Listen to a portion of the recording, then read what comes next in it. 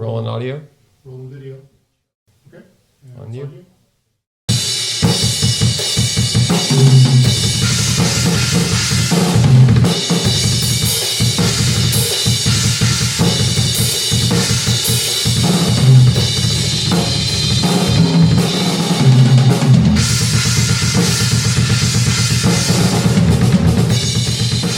This is Dave Rabin from Twin Cities Media. I'm sitting here today with Matt, who is the new drummer for Buried Above Ground. How's it going today? Well, doing really good, thanks. Awesome. So for people that maybe aren't familiar with you, you want to give yourself just a little introduction? Sure. Yeah, my name is Matt Grozdanich. I've been in the Twin Cities for about like 8 or 9 years now. But yeah, newest member of Buried Above Ground. Awesome. So literally, I mean, you being the new addition to Buried Above Ground, what's the experience been like so far? I mean, it's been intense. It's been a lot. The guys are really, really busy. They had already been in the middle of a lot of stuff by the time I had joined, so kind of had to hit the ground with my feet running. But it's been a lot of fun. I mean, when they came to me and kind of explained everything that was going on and told me what they had in store and what their future looked like, it was everything that I had ever wanted to be a part of. So yeah, it's been really, really awesome so far.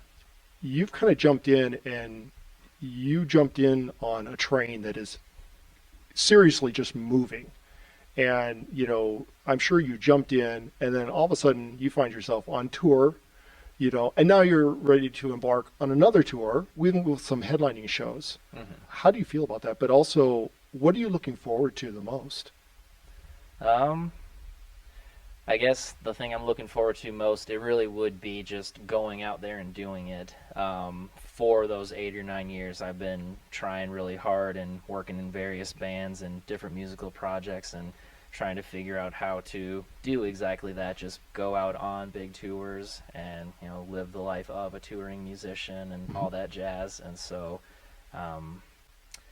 just, I guess, yeah, finally getting to say that I went out there and did it.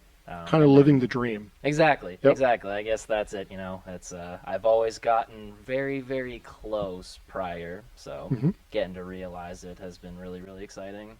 That's awesome. So I caught the Caboose show when you guys rolled through, and clearly I noticed that you bring a certain vibe, to the band and to the music.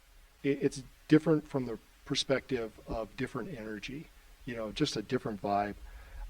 You definitely have a style that I would consider very rapid fire. Yeah. Very rapid fire, but very precise. That's the other thing that I noticed is that it's very, very precise. Thank you. Who's been your biggest influence? I guess where does that come from, and who's been the biggest influence that you've had so far? I think the precision and the rapid fire that comes from Mike Mangini. He's probably my favorite drummer of all time.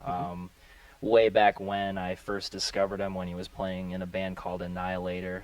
But right now he plays for Dream Theater. But he used to teach at Berkeley, and the guy can play anything on the drums, like just any type of genre. He can play left and right hand dominant. It's pretty incredible what the man's been able to do with the instrument. So. And then I guess just with me growing up playing the drums and watching that all the time, he hasn't been like my bar, not in the sense of like I want to be as good as Mike Mangini, but just seeing what he's capable of, it's like, wow, that means that I'll never stop learning and never stop getting better at stuff. And so always having that constant motivation has probably been the biggest inspiration. Right on. Enjoying the band. How long did it take you to kind of gel, I guess, with the band and get up to speed with everything that I guess all the music or the tracks that were specific to the tour, things like that? Yeah, I mean it took a pretty typical approach. That's what I want to say there.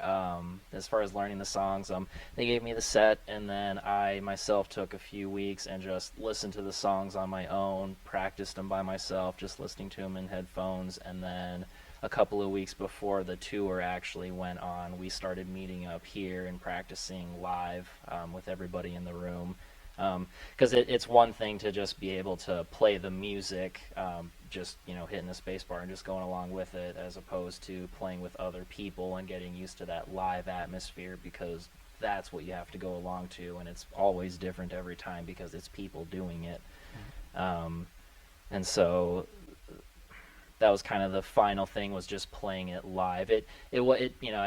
I took my time and learned the songs, and then we just took our time to mesh well live. And then, I mean, we got all of that pretty solidified by the time we hit the road. I mean, we were all 100%. There weren't any doubts or anything. And the first show went off without a hitch, and that went really well. And then as far as just getting acclimated to the group, I mean, it's a completely new set of people that, I know all the guys from stuff before, and, I've been a fan prior and things like that, and so I've known the guys, but hadn't traveled with a van with them for days on end, so just getting used to them in that intimate of an environment was kind of the last thing there, but it all went really successful. Right on.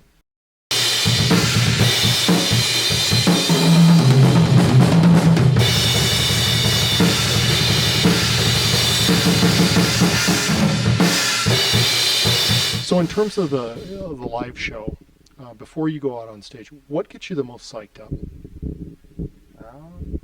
I think it's knowing that I'm about to go on stage and perform. That's definitely my favorite aspect of playing music, playing the drums, being in a band, is just being on stage performing your music for people that respond to it organically and have positive reactions, and just getting that natural feedback is what's most gratifying for me. So I guess the moments that I take before I go on stage are just mentally preparing myself for just what it is I'm about to do, just going over my own parts. And I don't know, sitting behind the drum set, I don't do necessarily a whole lot of interacting with the crowd themselves, so I kind of have to figure out how to interact with them without actually making that physical interaction. And so I guess I spend my time getting myself in the headspace of where this music takes me. Like, anytime I put the earphones on and I hear the music and it's coming through and I'm playing along to it, it really does just